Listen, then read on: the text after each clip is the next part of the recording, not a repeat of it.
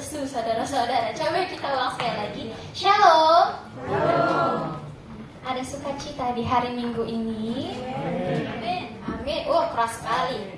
Ada sukacita di hari Minggu ini? Amin. Amin.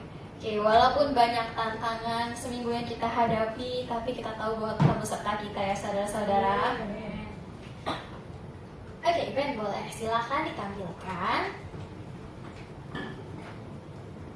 Nah, ini adalah judul khotbahnya, judul syairnya. Kita baca bersama-sama ya saudara. 1, 2, 3. Hidup maksimal dan berdampak. Hidup maksimal dan berdampak. Ada dua kata nih, maksimal dan berdampak. Maksimal. Kalau menurut Hena, maksimal itu apa sih? Effort yang paling kayak effort yang diberikan maksimal kayak paling banyak gitu. Penuh, paling banyak penuh gitu ya. Oke. Lalu kalau berdampak, menurut Eca, berdampak itu apa? Habis nyanyi. Ya itu orang ikut nyanyi semua. Apa ya? Ya, kok susah ya coba. Memberikan pengaruh lah pada orang. Ya orang juga bisa mengikuti apa yang kita lakukan. Hal baik ya. Hal baik. Jadi berdampak adalah memberikan pengaruh kepada orang supaya bisa mengikuti apa yang hal baik yang kita lakukan. Maminya ada? Ayah mau juga memberikan jawaban? Boleh ayah? Mama dulu baru ayah. Ayah dan next berarti ya. Mana Coba Mama? Ben, boleh next? Nah, ini adalah berdasarkan Kamus Besar Bahasa Indonesia. Jadi, kalau di dalam Kamus Besar Bahasa Indonesia, maksimal itu artinya sebanyak-banyaknya, setinggi-tingginya, atau tertinggi. Jadi, kalau dalam bahasa sederhana adalah yang paling yang bisa kita lakukan, sepenuh-penuhnya, dalam segala aspek. Misalkan sekarang, apa yang dipercayakan oleh Tuhan kepada kita? Pekerjaan kah? Pendidikan kah? Keluarga kah? Pertemanan? Komunitas? Semua yang Tuhan percayakan, kita lakukan semuanya secara sepenuh hati kita, sepenuh yang kita bisa. Dan ini adalah maksimal yang dimaksudkan dalam Kamus Besar Bahasa Indonesia. Lalu kalau yang kedua, berdampak. Dampak ini sudah sangat sering kita bahas ya saudara-saudara. Dari tahun berapa kita bahas berdampak ini? 2011. 2011 sampai sekarang 2024. Ya, yang bagus matematika 2024 kurang 2011 berapa? Lebih dari 10. Lebih dari 10, betul Pastor. 13 tahun saudara-saudara. Banyak sekali, sudah lama sekali. Nah, berdampak ini kan kita sudah sering dengar ya. Artinya adalah ya kita bisa memberikan pengaruh. Tapi ada kata yang menarik gitu, atau saya search lagi, cari lagi di Kamus Besar Bahasa Indonesia. Artinya adalah mempunyai pengaruh yang kuat. Pengaruh yang kuat mendatangkan akibat tertentu. Jadi ketika kita mengatakan berdampak, pengaruhnya itu bukan pengaruh yang asal-asalan, tapi pengaruhnya itu pengaruh yang kuat. Lalu apa sih kaitannya dengan maksimal dan berdampak? Kita akan bahas berikutnya. Next dulu boleh Ben? Nah, ini tuh ada salah satu tokoh yang ada di Hakim-Hakim 3:31. Ben, tampilkan dulu ya.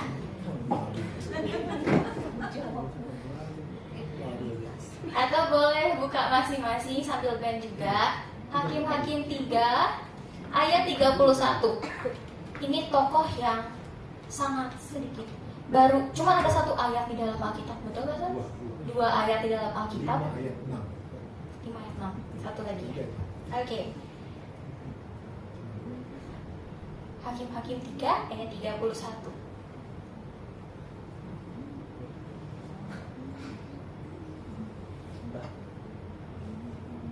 Oke Ben. Slow, slow.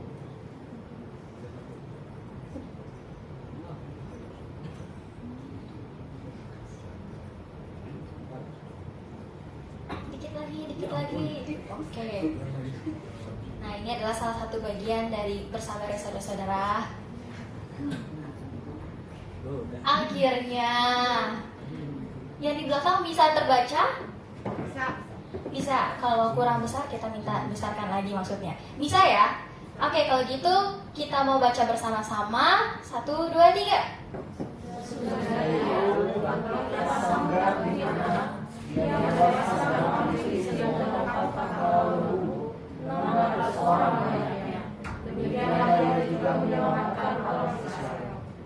Oke, saya bacakan sekali lagi.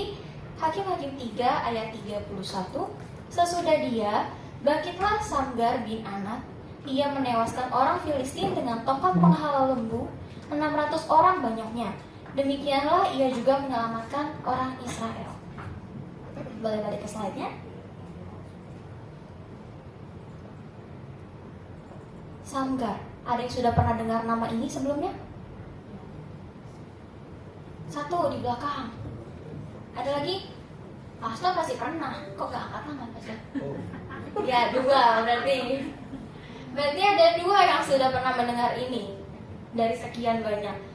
Memang tokoh yang hanya 2 ayat dibahas dalam Alkitab, tapi mempunyai dampak yang begitu luar biasa sampai bisa mengalahkan orang Filistin, membunuh 600 orang. Bukan jumlah yang sedikit ya saudara-saudara, bukan 6 orang, 600 orang dengan tongkat penghalau lembu, tongkat untuk lembu itu. Nah, kita coba di sini keteladanan Samgar dalam hidup maksimal adalah, kan tercatatnya yang 1 tuh di tadi ya, Hakim-Hakim 3:31.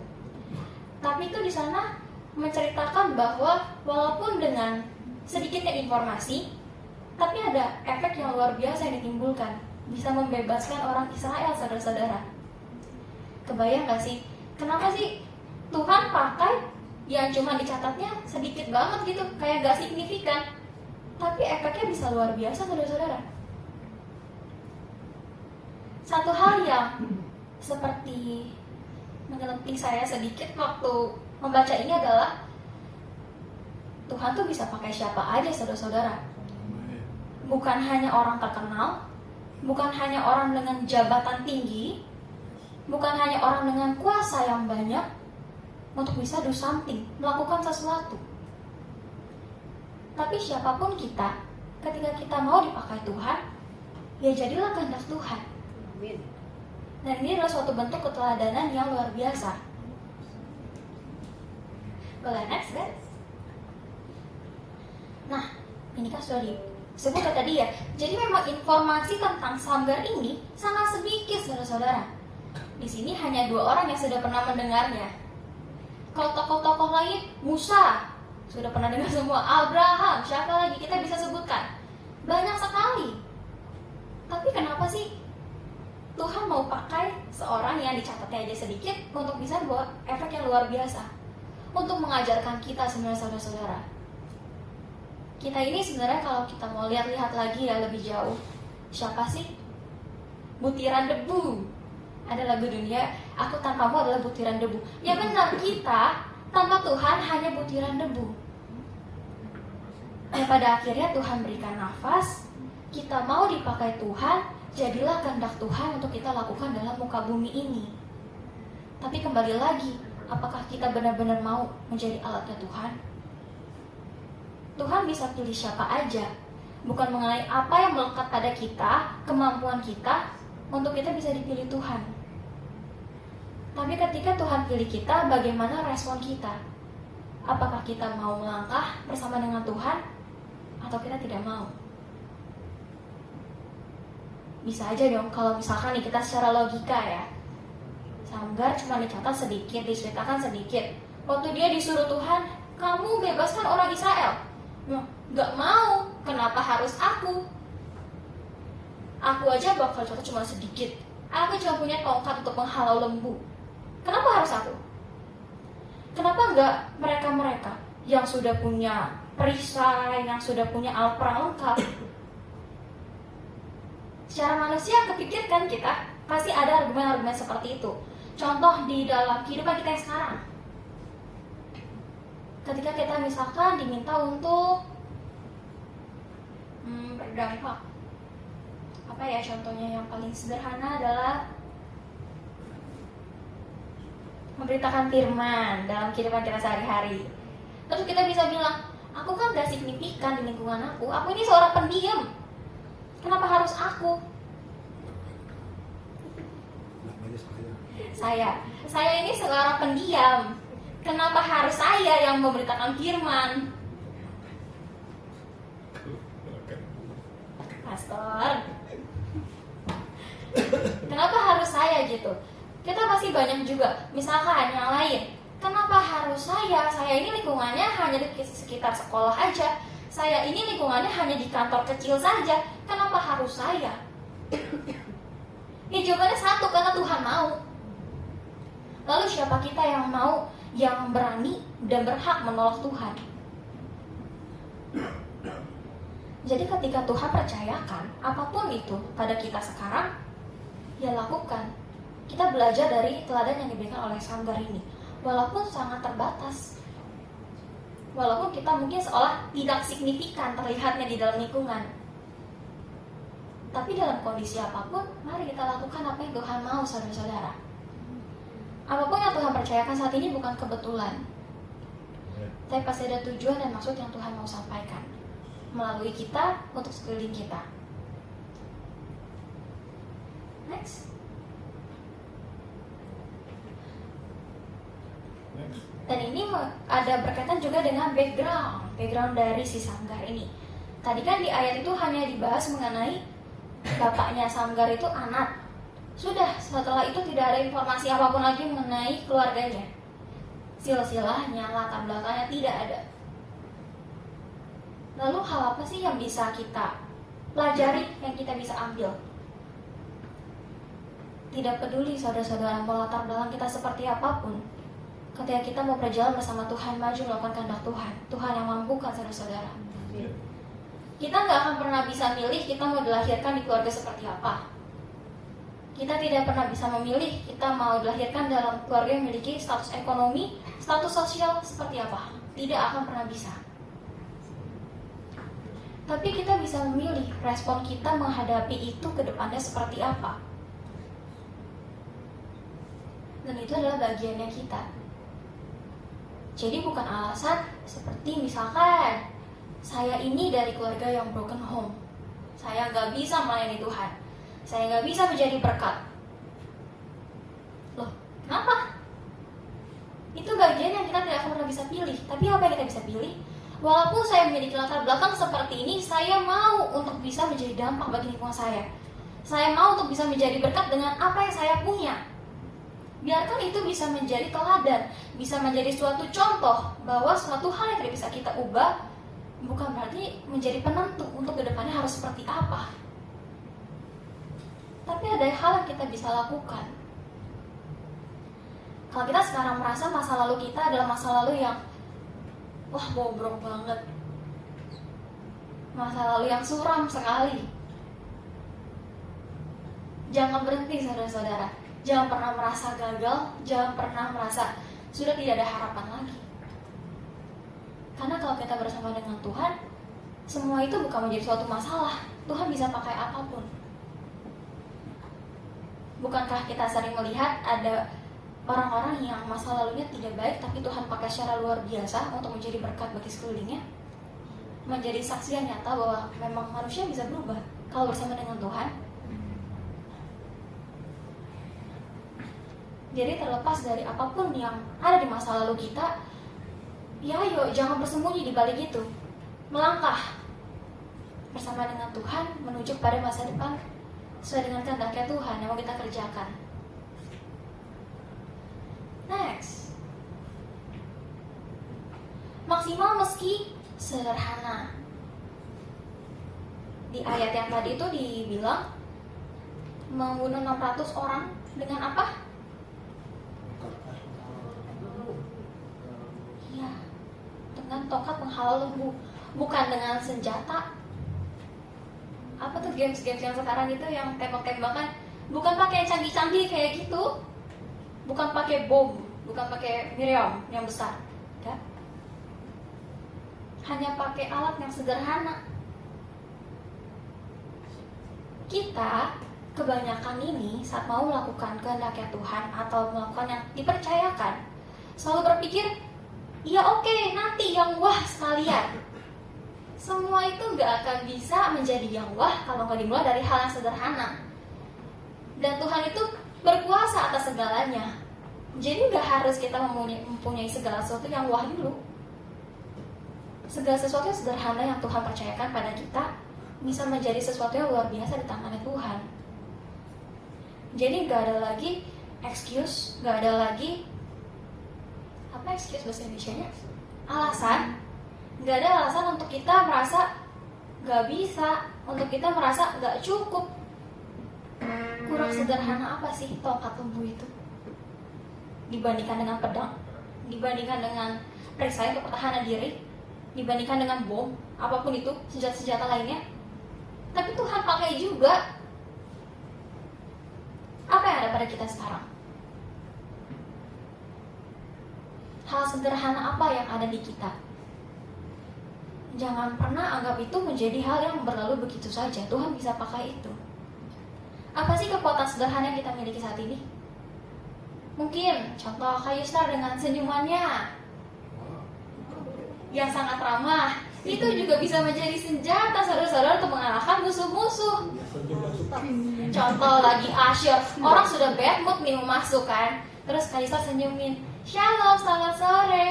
Ada sukacita dan itu mengalahkan musuh. Amin saudara-saudara. Nah, senyum dulu coba ke kanan kirinya.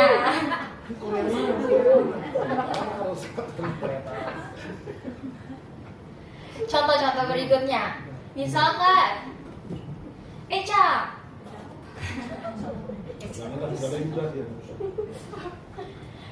Menurut Yuda, kekuatan Eca apa? Nah itu. Apa kekuatan lidah? Salah satu yang paling sederhana gitu. Intimidasi.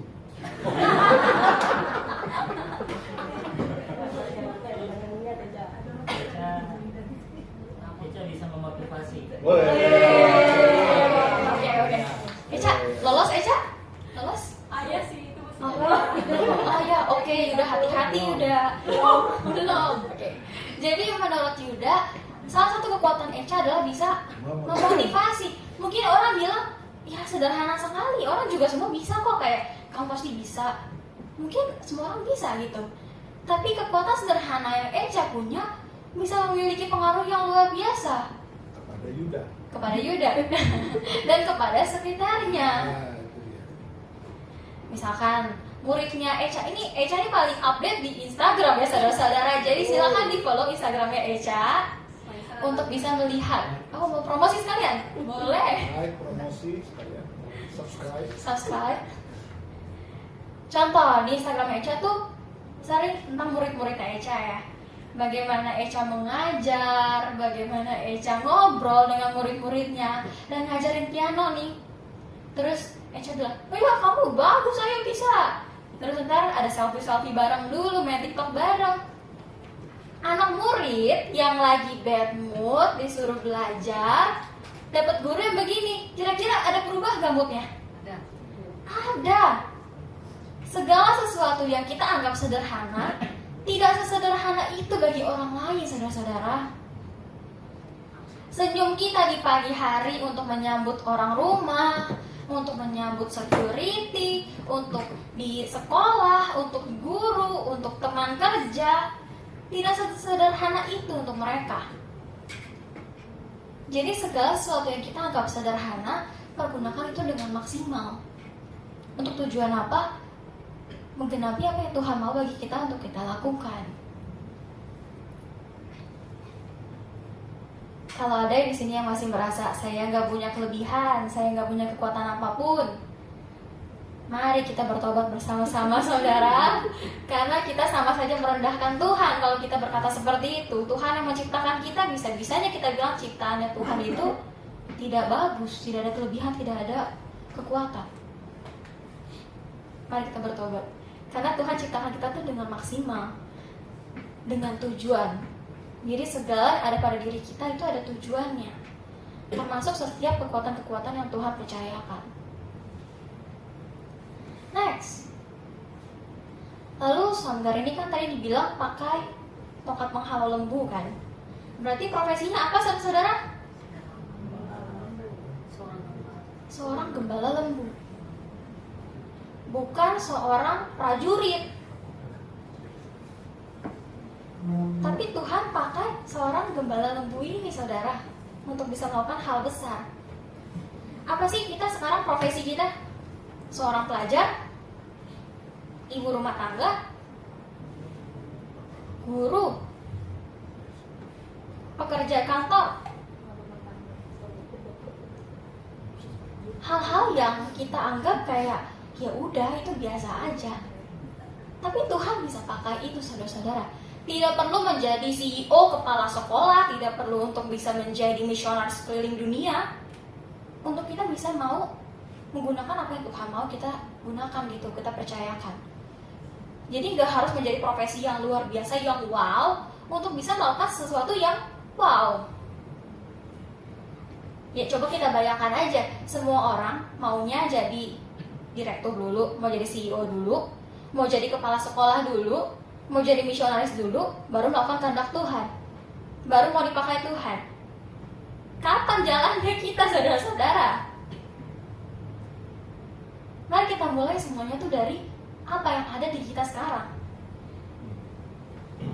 Di dalam posisi apapun itu, profesi apapun itu, kondisi, keadaan apapun itu, mari kita lakukan. Jalan dari sekarang. Jangan menunggu nanti aja kalau aku sudah, nanti aja kalau aku sudah ini, kalau aku sudah itu. Semua mulai dari sekarang. Kalau nanti-nanti memang kita tahu kapan sih sampai Tuhan memanggil kita? Tidak kan? Jadi kapan mulainya? Sekarang. Tidak peduli mau apapun kondisi kita, karena bukan itu penentunya. Tuhan bisa pakai siapapun dan apapun juga. Untuk ibu-ibu rumah tangga juga sekalian. Bukan berarti ya kan hanya mengurus rumah, mengurus anak, mengurus suami, sudah. Nah, itu pekerjaannya besar, saudara-saudara, tanggung jawabnya. Betul ibu-ibu? Ya,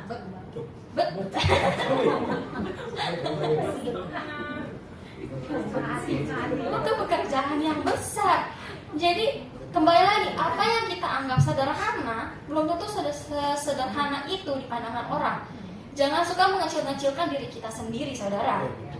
Kita ini kita ini ciptaan Tuhan yang luar biasa. Jadi kalau kita mengecilkan diri sendiri sama dengan kita sedang merendahkan Tuhan. Siapa yang berani merendahkan Tuhan?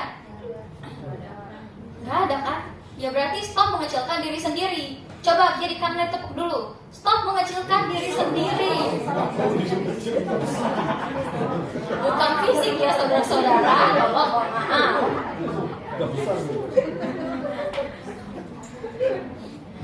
Ya jadi Tuhan bisa pakai kita dengan kondisi kita seperti apapun itu. Jangan pernah menganggap diri kita kecil, menganggap diri kita sepele. Karena Tuhan yang menciptakan kita adalah Tuhan yang besar. Next. Yang ketiga, maksimal meski minim fasilitas. Nah, ini mungkin kebanyakan anak-anak muda ya, kayak, ayo kamu pelayanan. Ya tunggu deh. Contoh, saya penari ya. Jadi mungkin lebih relate kalau saya kasih contoh sebagai penari. Contoh misalkan, ayo kamu nari pelayanan di ibadah ini. Otaknya dia langsung, ya memang ada kostumnya disediakan, memang alatnya lengkap, memang ada tamborinnya, ada pitanya, ada kipasnya, ada flagnya. Langsung ke situ, minim. Fasilitas apa yang ada, fasilitas apa yang ada. Dan kita secara manusia pasti seperti itu. Contoh lain, ayo kita pergi misi. Memang transportnya gimana? Nanti di sana makannya gimana? Langsung pikir semua fasilitas aja. Manusiawi. Tapi kembali lagi kita hidup harus menyangkal daging kita ini. Jadi sekalipun memang minim fasilitas yang kita lihat, kalau bersama dengan Tuhan maju. Kenapa? Kalau Tuhan yang suruh, masa Tuhan yang tinggalin sih? Pasti Tuhan yang perlengkapi. Sedikit amin ya. Pasti Tuhan yang perlengkapi. Amin. Hal yang sulit memang ini ya saudara-saudara, mempercayakan sesuatu kepada tangan Tuhan. Ya, kita memang manusia nih kadang sukanya ngatur-ngatur hidup sendiri ya. Kayak, ini yang terbaik. Pokoknya maunya harus ada seperti ini. Ya belum tentu yang terbaik buat kita. Tapi kalau Tuhan yang sudah siapkan pasti ya terbaik. Kembali lagi sama sebenarnya seperti yang tadi. Nggak harus sesuatu yang wah, nggak harus semuanya sudah siap ada, fasilitasnya banyak baru kita mau jalan. Tapi jalanlah bersama dengan Tuhan, karena Tuhan yang akan persiapkan semuanya. Kalau misalkan nih si Samgar bilang, nggak mau Tuhan, ya orang aku cuma punya tongkat lembu aja, gimana ngalahin 600 orang Filistin itu? Logikanya sih benar ya saudara-saudara. Orang Filistin kan logikanya nih tinggi, besar, terus mereka punya perlengkapan yang sangat lengkap. Samgar pakai tongkat lembu, masuk di otak gak sih? Masuk di akal gak sih? Gak. Ya tapi yang gak masuk di akal kita, kadang memang itu yang Tuhan persiapkan. Supaya apa? Supaya benar-benar Tuhan yang dipermuliakan, bukan kita. Kita ini suka mengambil kredit dari apa yang kita lakukan, dan itu manusiawi. Wajar. Saat kita melakukan sesuatu, kita maunya kita yang dikenal. Misalkan kita pelayanan, kembali lagi saya penari, saya nari nih. Kredit apa sih ya? Wah, narinya kompak sama timnya, seneng. Terus kreditnya, iya kan aku udah latihan, aku lagi. Dan itu manusiawi, tapi di sini adalah bukan kita tuh yang harus dimegahkan, tapi semuanya kembali kepada Tuhan. Harusnya kredit itu punyanya Tuhan, saudara-saudara.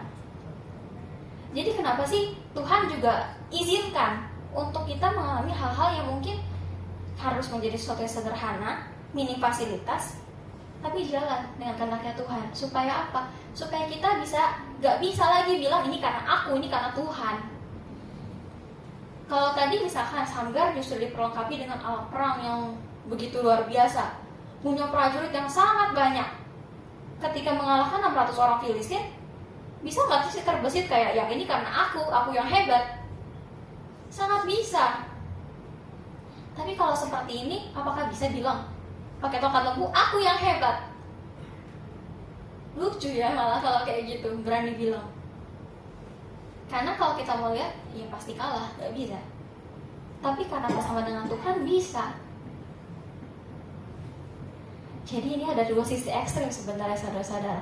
Yang satu, Tuhan bisa aja kalau kita tidak meresponi dengan benar, Tuhan bisa kok sengaja buat kita ya udah memang benar-benar tidak bisa berpegang pada apapun lagi selain kepada Tuhan. Dan itu tidak enak.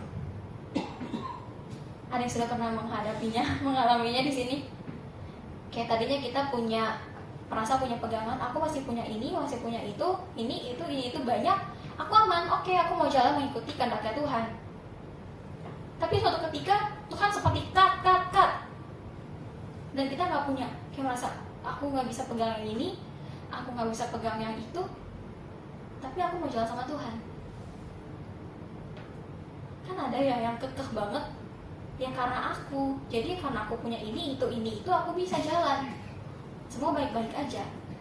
Tapi kalau respon kita terus seperti itu, ya jangan sampai Tuhan harus cut dulu semuanya, kita benar-benar total gak ada, baru kita mau benar-benar berpegang pada Tuhan. Lalu sisi ekstrim satunya lagi adalah ketika Tuhan memang benar-benar persiapkan semuanya dengan banyak fasilitas, jangan juga mengambil kredit itu. Kenapa? Karena pada dasarnya segala sesuatu adalah milik Tuhan, punyanya Tuhan. Kita sekarang yang ada ini memang dipercayakan Tuhan. Jadi apapun yang ada pada kita, fasilitas ya kalau di sini bahasanya fasilitas apapun yang ada, ya jalan. Karena intinya bukan pada fasilitasnya, bukan pada apa yang melekat pada kita, tapi apakah Tuhan mau dan kita mau meresponinya. Kalau anak-anak sekolah, Misalkan fasilitasnya adalah, ya kan aku nggak punya uang banyak untuk bisa hangout sama temen dan pada akhirnya memberitakan firman Tuhan. Yang nggak harus punya uang banyak untuk hangout, waktu istirahat bisa ngobrol kan, bisa memberitakan firman kan. Jadi apapun yang ada, jalan. Karena Tuhan kok yang siapkan. Next.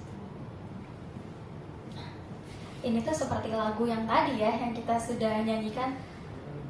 Kita tuh hanya, Tuhan mempersiapkan kita pada akhirnya untuk bisa mengandalkan Tuhan saja. Kayak tadi, kalau misalnya kita punya segalanya, manusia cenderung ambil kredit untuk itu. Ini karena aku, ini karena kita yang bisa. Tapi kita tahu bahwa semuanya adalah punya Tuhan. Kekuatan kita pun berasal daripada Tuhan.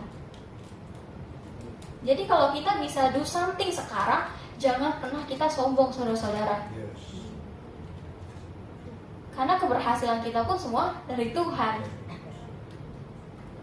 Mudah sekali tuh Tuhan membalikan telapak tangan, membuat kita dari tinggi, turun, jatuh, mudah. Atau kebalikannya, dari bawah sekali Tuhan angkat, mudah. Mari kita responi segala sesuatu dengan benar. Amen. Andalkan Tuhan dalam segala hal. Karena kalau kita mau memandang kekuatan kita di dunia ini, sekalipun orang terkaya di dunia, sekalipun orang yang punya kuasa tertinggi di dunia, sebanding apa sih dengan Tuhan kita? Nggak ada apa-apanya. Tuhan yang ciptain semuanya. Jadi apakah lebih enak bergantung pada orang dengan kuasa tertinggi atau kepada Tuhan?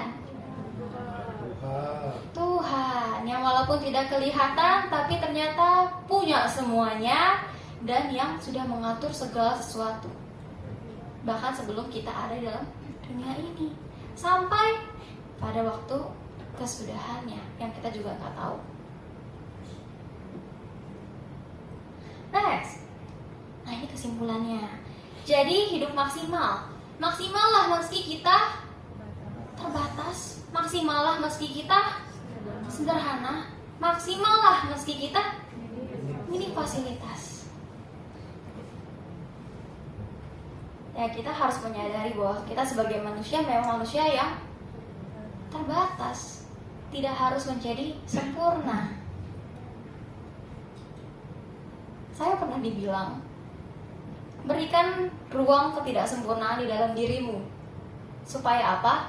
Supaya Tuhan yang dinyatakan penuh dan sempurna dalam dirimu. Jadi kalau misalkan memang kita memiliki kekurangan-kekurangan atau keterbatasan dalam hidup kita, ya nggak apa-apa. Karena memang kita manusia yang tidak sempurna.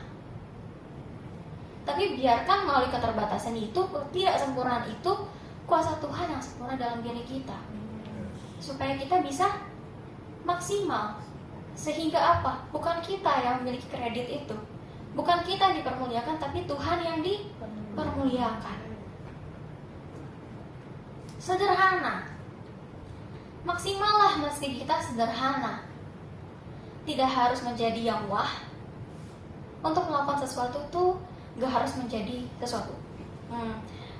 Untuk do something gak harus menjadi something dulu. Tapi untuk bisa menjadi sesuatu, lakukanlah sesuatu.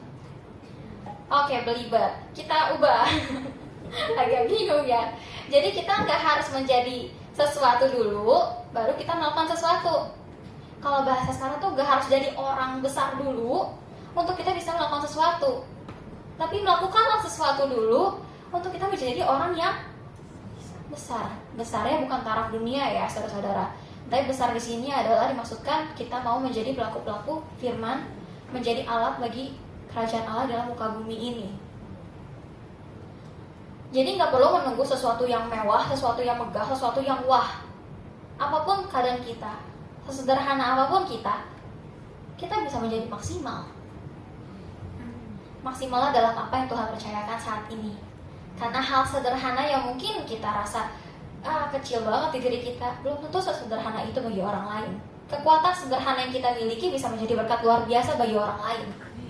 Jadi jangan pernah mengecilkan diri kita. Dan yang ketiga, maksimallah meski kita minim fasilitas.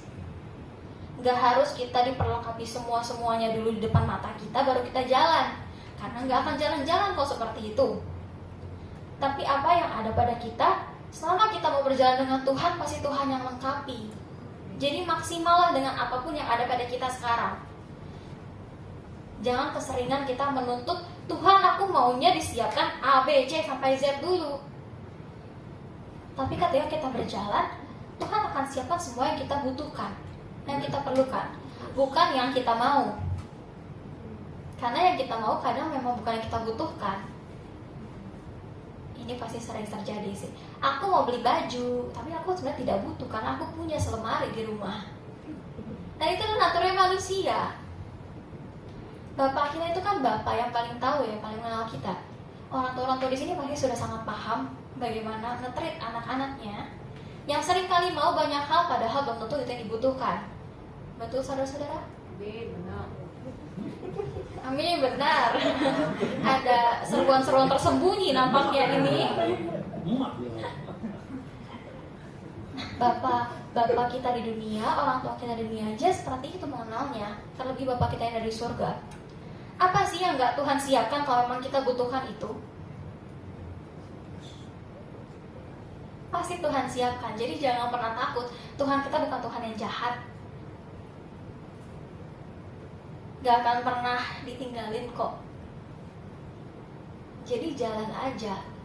Kalaupun kita merasa sekarang kayaknya gak bisa deh, gak cukup ini semuanya, ya kita pakai iman kita gitu ke Tuhan. Kalau emang kehendak Tuhan yang mau kita kerjakan, Tuhan yang mampukan, Tuhan yang cukupkan. Dan pegangan kita itu pegangannya Tuhan gitu loh, yang punya semuanya. Apa sih yang perlu kita takuti? Hal yang mudah diucapkan namun sulit untuk dilakukan. Ya tapi mari kita sama-sama belajar untuk bisa memiliki iman itu ya saudara-saudara. Maksimal dan berdampak. Seperti yang tadi, maksimal itu apa? Yang sepenuhnya gitu. Jadi kita tidak punya alasan sebenarnya untuk hidupnya tidak maksimal. Karena segala sesuatu sudah Tuhan siapkan. Hanya kita perlu mengubah pola pikir kita, maksimalnya itu apa. Bukan berarti sesuatu yang wah, bukan berarti sesuatu yang sudah perfect, sempurna, tidak. Tapi apa yang ada pada kita sekarang, hiduplah dengan maksimal.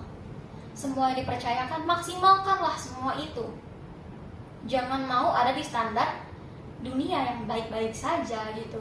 Tapi baik itu kan belum tentu benar ya. Mari kita naikkan standar kita kepada standar kebenaran, bukan kebaikan dunia, tapi kebenaran firman Tuhan.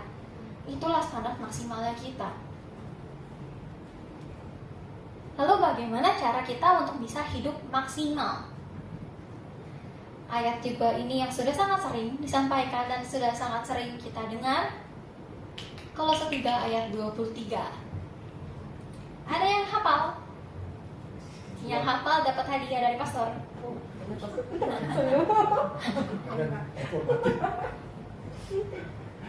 Bu, Eca hafal? Angkat tangan. Kayaknya pokoknya lakukan segala sesuatu seperti itu Tuhan ya nggak sih? Ya, betul. Lakukanlah segala sesuatu seperti untuk Tuhan, bukan untuk manusia. Kenapa? Kalau kita melakukannya untuk manusia, nggak akan bisa. Kenapa? Karena semua manusia mengecewakan. Jadi kalau kita mau hidup maksimal untuk manusia, ya nggak bisa, udah kecewa duluan.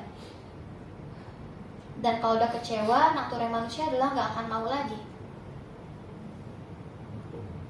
Betul, hilang. Aku tidak dihormati. Aku sudah buat ini, tapi aku tidak dihargai. Mengecewakan memang. Kita nggak bisa mengontrol manusia, tapi kita punya pegangan yang pasti, yaitu Tuhan. Makanya lakukanlah segala sesuatu seperti untuk Tuhan, bukan untuk manusia. Itu adalah standar tertinggi yang bisa kita ambil gitu. Untuk Tuhan, bukan untuk manusia. Jadi sekalipun manusia mengecewakan, kita tetap akan bisa bangkit lagi, karena kita tahu tujuannya bukan untuk manusia, tapi untuk Tuhan. Dan kita harus melakukan ini benar-benar secara konsisten. Karena kalau kita hanya lakukan ini sesekali, ya gak bisa maksimal, saudara-saudara. Seorang atlet itu mereka butuh latihan yang konsisten kan untuk bisa jadi. Mungkin Pak Tenggo tahu di sini sebagai atlet pelatih bola ya Pak. Kalau kita latihannya males-malesan, seminggu cuma 1 kali, bisa nggak Pak? Nggak bisa. Nggak bisa. Bisa. Kalau sebulan ada 30 hari, latihannya cuma 10 hari, bisa nggak Pak? Nggak bisa. Udah banyak padahal itu, lebih dari seminggu sekali. Atau setiap hari tapi latihannya 30 menit, bisa nggak Pak? Kurang. Kurang. Nggak bisa. Harus konsisten. Dan ini adalah hal yang menyita tenaga pasti, menyita emosi pasti. Tapi kembali lagi, apapun yang kita lakukan, lakukanlah seperti untuk Tuhan. Konsisten lah. Ini kita sempat bahas di KGC kemarin. Yang ikut komsel, hai. Jadi kemarin di KGC itu kita bahas mengenai apa arti konsisten. Konsistennya itu adalah kita menghidupi. Jadi ketika kita mengatakan kita konsisten, sampai kapan? Sampai Tuhan panggil kita. Jadi ketika kita melakukan segala sesuatu seperti untuk Tuhan, sampai kapan batasnya? Sampai Tuhan panggil kita.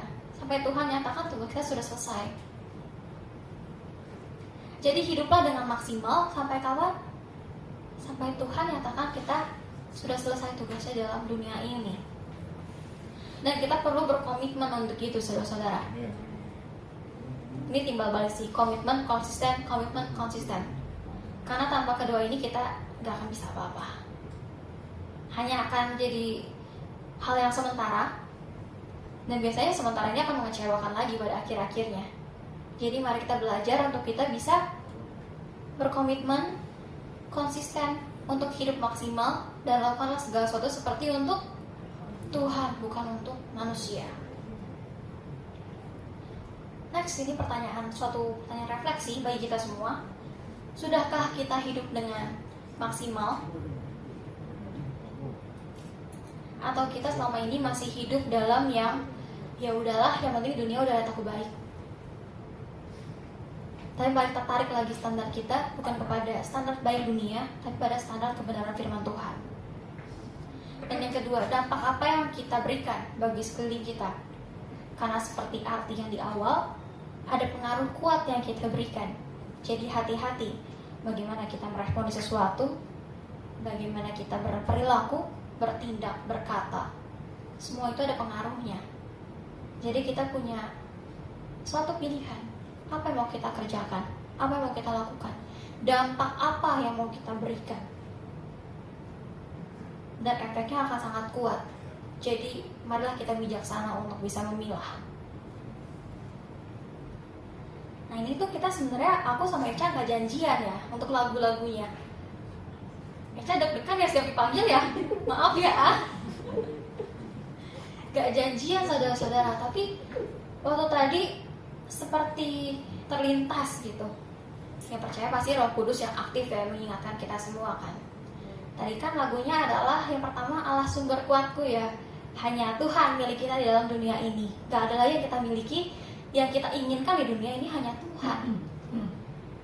Jadi mau gimana pun kondisi kita, sesederhana apapun keterbatasan kita, fasilitas yang minim mungkin, ya Tuhan kekuatan kita saudara-saudara. Harusnya kita punya suatu desire, keinginan, ya hanya Tuhan gitu. Itu sangat memampukan kita. Dan lagu terakhir adalah jadikan aku indah, yang kau pandang mulia. Yang siapa yang dipandang mulia? Iya, kita dipandang Tuhan mulia. Jadi bukan dipandang oleh orang lain mulia, tapi dipandang Tuhan. Kalau kita dipuji oleh orang tua seneng ya, anak-anak.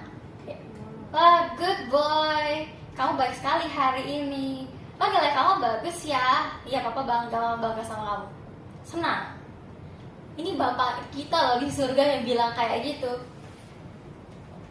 Pasti lebih bangga kan rasanya.